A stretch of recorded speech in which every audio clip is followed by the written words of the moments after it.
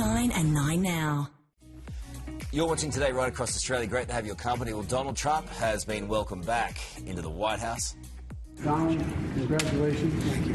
And looking forward to having like we said, a smooth transition. Do everything we can to make sure you're accommodated, what you need. And we're going to get a chance to talk about some of that today. So welcome back.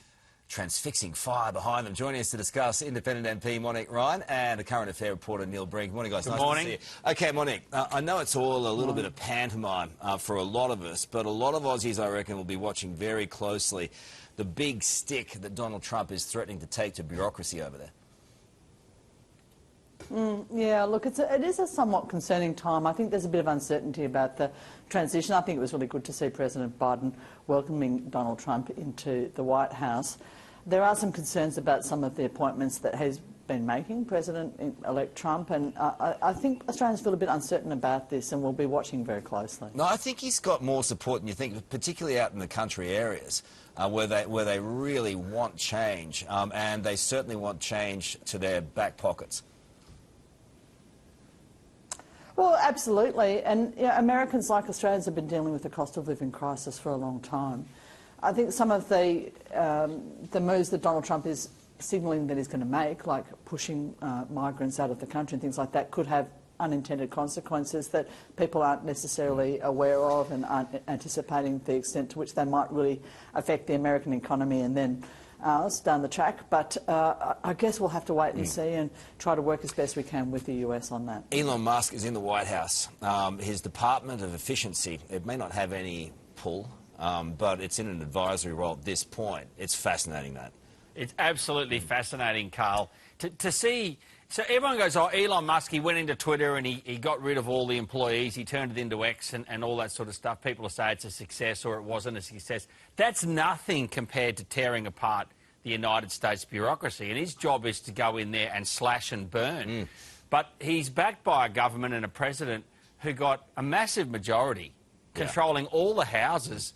How he goes about it will be just unbelievably amazing to watch. So what does he do? Does he just tell every department your budget slashed? Does he give them numbers of heads they've got to get rid of? Because he can't get into the reads of everyone. It's not Twitter. Yeah. This is the US government. It's massive. Governor, we've tried to do it here and we just can't seem to touch it. Monique, what about Gina or Twiggy come in and try and sort the red tape out here in a government efficiency?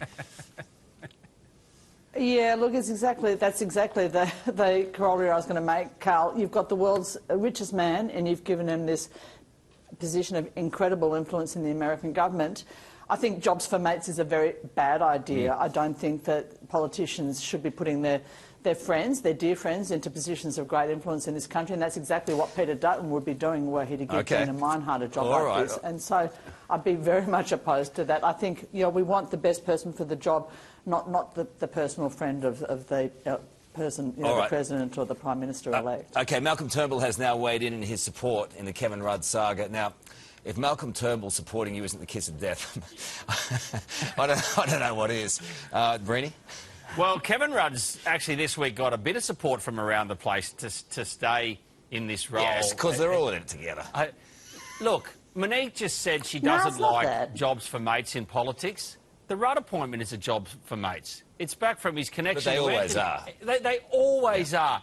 And it's untenable for him to be so critical of the now US president and to stay in the role.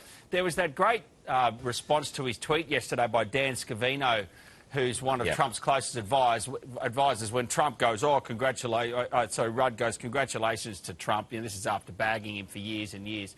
And Scavino just put a response, put an hourglass up. Time is ticking. Monique, so Malcolm said, quote, in the SMH this morning, I didn't have success with Trump as PM because I kissed his ass.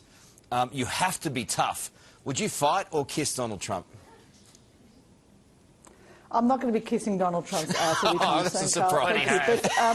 I think it'd be the worst message to give to the US right now to remove Kevin Trump as an American ambassador. It would be saying we are scared of you, we are running scared of you, and we will do anything that we can not to annoy you or get in your way. We have to be a strong partner to the US, and for us to remove Kevin Trump would be the absolutely worst thing that we could signal that we could send to The worst Donald thing we did Trump was right put now. him there. In Well, the first. well, Scavino's now got some pull. He's a serious advisor. Well, finally, unions are threatening to kill Christmas for Aussie booze hounds, with warehouse staff preparing to walk off the job. Monique, the unions have gone too far now.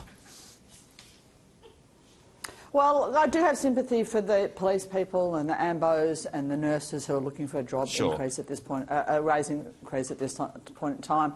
The people in bottle shops looking for it looks a bit opportunistic, and I don't think that people have a huge amount of sympathy for that at this point in time. Brenny, are you prepared for Queensland to have a dry Christmas? Plenty of independent liquor stores in Queensland, Carl. We'll be able to find ourselves a few cartons of Chlorix Gold, you and I. Beautiful. Don't worry about it. All right.